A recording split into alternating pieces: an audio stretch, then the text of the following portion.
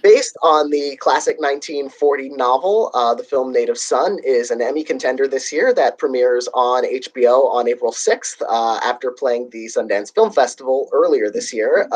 Ashton Sanders and KiKi Layne star in the film, and they join us for today's chat. I'm Daniel Montgomery, senior editor for Gold Derby, which pools the predictions of experts and thousands of awards fans like you. So first of all, what excited both of you about making this film when you first read the script? Well, initially, this is Richard Wright, obviously in this book, is super important to, Black culture and literature, so I thought it was exciting to be able to tap into the world that Suzan-Lori Parks had cultivated, and also to be able to work with KiKi and the cast, and Rashid and Matthew Liberty, and to dissect this character of Bigger and this world. It's so challenging, but so simple at the same time. And so like that's always interesting to tap into when like working on a project. For me, like I met with Rashid about, playing Bessie. It was the last week of filming for Beale Street. And so it just felt really natural for this to be the next thing. Cause I was already like just fully in, this beautiful, Black love story. And then moving into Native Son, still being able to carry like some of that essence, but exploring it in a different way, in this new character. And also like coming from a theatrical background, like hearing Suzan-Lori Parks, I'm just like, yes, I'm ready. So yeah, and like after talking to Rashid, his vision for the film, I just felt like it was so in line with, the type of work that I want to do and the stories I want to tell. And it's interesting to come from Beale Street to this film. I mean, the tagline for that film was "You trust love all the way," and this film deals with maybe some of the limitations of how far you can trust love, or at least in this particular relationship. Did it feel like it's certainly a much different kind of love story? Did it feel not necessarily pessimistic, but like a kind of a darker side of what a love story can be or can turn into? I mean, even though there is a lot of love in Beale Street, it's still, it has its darkness in it as well. And so I think this, Native Son definitely leaned more into that. But I think what I got to do in Native Son that I didn't get to do as much in Beale Street is really explore self-love.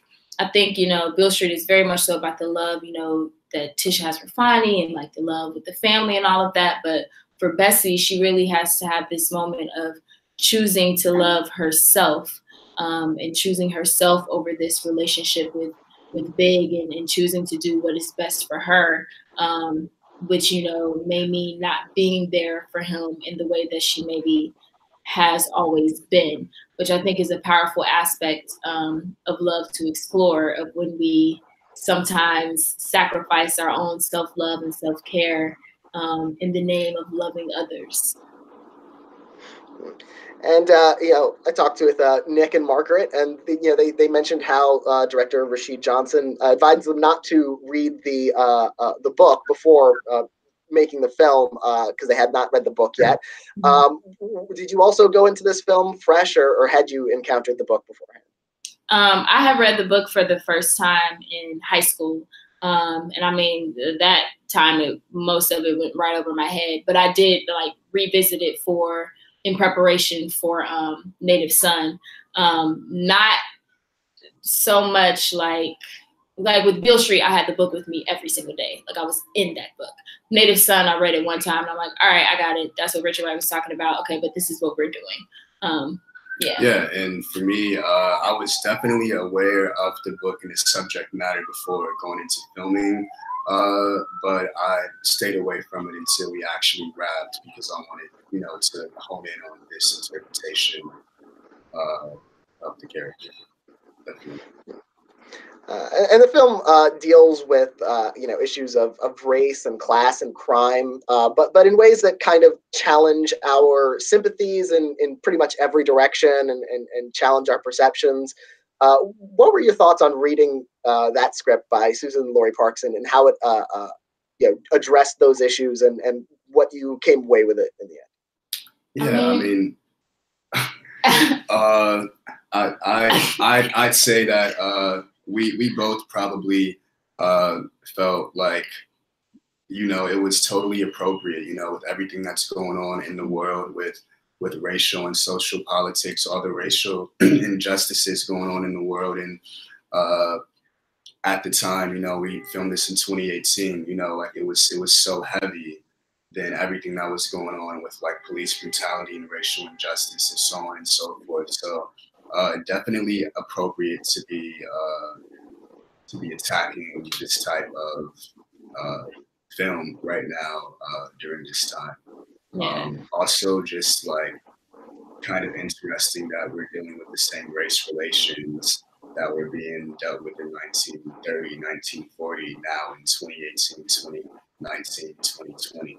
It was a little disappointing and something that needed to be talked about. Yeah, I mean, the story is definitely still just as relevant, but what I love about what Susan Laurie Parks and what Rashid did is that I feel like they gave these characters a lot more humanity than what we see in the book, which is why I think we can really feel for these characters in a way that I think some people struggled with when reading the novel. They really created these human characters and got to like those deeper things that we all struggle with, and so you could really feel for them. And what was it like working with Rashid Johnson, who this is his first feature film as a director? He's done a lot of other kinds of conceptual artwork in the past. What was did that experience, was it different from working with other directors who had a more traditional film background? I think as long as the director's vision is strong, like, right. And he definitely had a very clear vision. Very, very strategic. And was good at communicating that. Like, because sometimes with, first-time directors, that can be a struggle of just like the communication. But I feel like he was so clear about what his vision was. That was actually a really dope thing, to work with him for that reason. But then he still wanted to hear our vision it was definitely kind of like a collaborative experience. Like he kind of trusted us to know the characters and kind of gave us room to even like play like in scene, to understand what we were doing. And so I think that respect on each level was from like director, actor, definitely worked out the best. In that way, it was very collaborative. And interestingly, your characters' relationship in this film, and you both actually had breakthrough roles in Barry Jenkins' films, Ashton, in Moonlight, and KiKi, as you mentioned, If Beale Street Could Talk. Was that something you were able to kind of bond over those experiences of those two fantastic and also award-winning films? What's funny is we haven't actually really talked about we about haven't that. Talked about that really. I mean, I don't think you guys may know, but KiKi and I actually went to the same acting program for college in Chicago. So we've been knowing each other since like 2012. We said, yeah. And so I mean, it's just cool to be able to be doing this like together. To be able to create something so important. And obviously, the Barry Jenkins thing is like. Thank you, Barry Jenkins. It's really rad, for sure. Both of you having that Chicago background and telling this story that really does address kind of life in Chicago. What were your thoughts about kind of the city as really part of the backdrop and part of the themes and the intent of this film? I think, a big part of it was that we play against the stereotypes of young Black people in Chicago. especially if, you know, growing up in like the areas that, you know, aren't the whatever, I guess, most affluent areas of the city. And so I think that was something really special about the film, because usually when talking about young Black people from Chicago, it's a very, very different narrative, a very specific narrative, the same narrative over and over and over. And so to be a part of a film that challenges that, especially like having so much love for that city. Like, you know, we're both, you know, born and raised in different places, but like I was out in Chicago for 8 years. Like I say that's where I became a woman. So I have a lot of love for that city, and definitely feel a type of way when it keeps getting misrepresented, I feel, in that very dark way.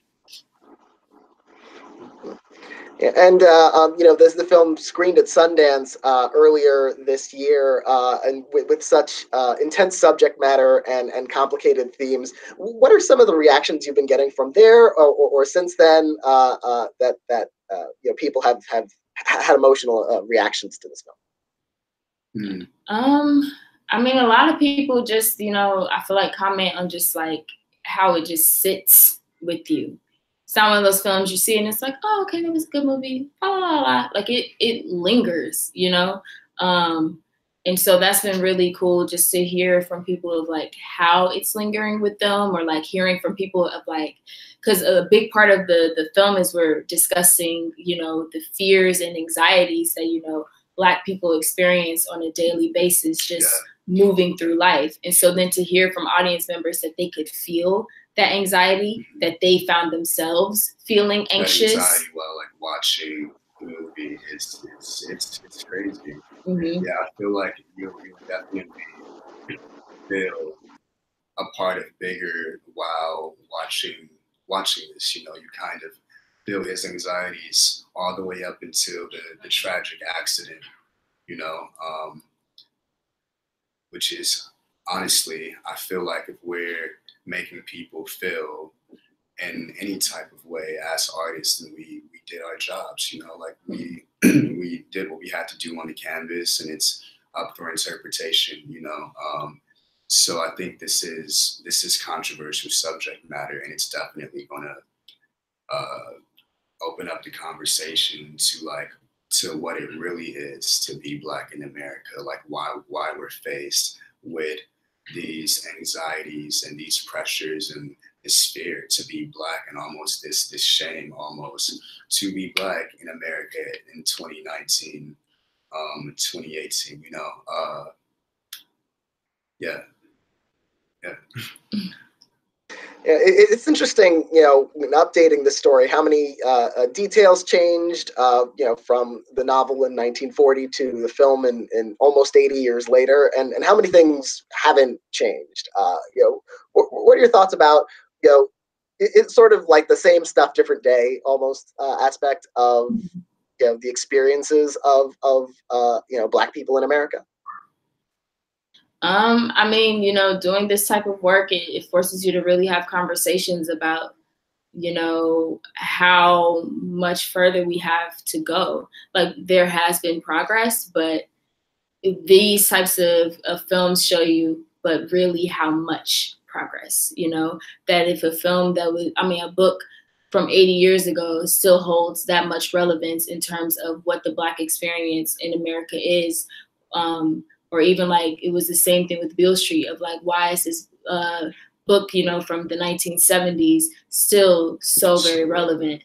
So I think it's a wonderful thing to encourage those types of conversations, and to really have to, you know, again, like look at these characters and see their full humanity, because they are representative of real people and real experiences that people are having every single day.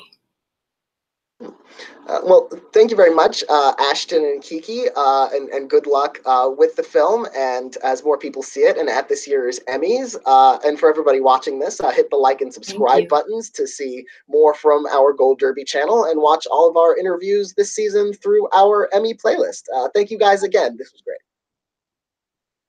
Thank you. See you guys.